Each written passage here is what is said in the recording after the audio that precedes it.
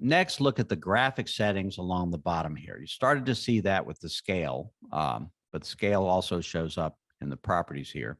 But we have these different ones. So this one is the level of detail, and that's a pretty advanced capability. I'm just going to set it to be medium. It's not going to affect this drawing, but sometimes it makes a big difference. So Revit has the ability of displaying things as single line drawings or more detailed kinds of drawings. Now the one next to that is a visual style. So I've got wireframes, hidden line removed, shading, consistent colors. You can play around with those. I can go back to hidden line and see it that way. And then we've got our sun path and sun settings here. So you can see that I can do a solar study and put the actual location of our building and time of day and get the shadow patterns for that. So we're in Boston at the moment. Today, 2/5/2022, 2 o'clock in the afternoon, and apply that, and we see what the shadows would be in Boston at this time. We could push it a little bit later in the day.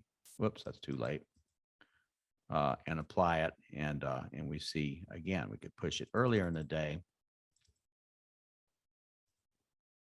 and apply it and get another view. So so we can do shadow studies pretty easily. Now I can turn my shadows on and off. So it's simple toggle, shadows off, shadows on, and then these other settings here, just turning crop on and off with a single click, crop region on and off. It's the same as the setting over here. And the visibility or the temporary visibility. So I can also do things like, I just don't want to see the roof at all, and I can just hide that element. This can be very useful when you're editing, and then you can just unhide it really quickly by resetting. I can also hide it, say pick it and hide it this way. Whoops, I isolated it, and I see only that one roof.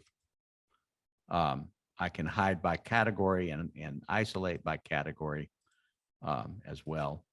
I'm going to hide that element, and then this reveals the hidden elements. So it shows the stair railing here, because I didn't turn that on. It shows the roof as well.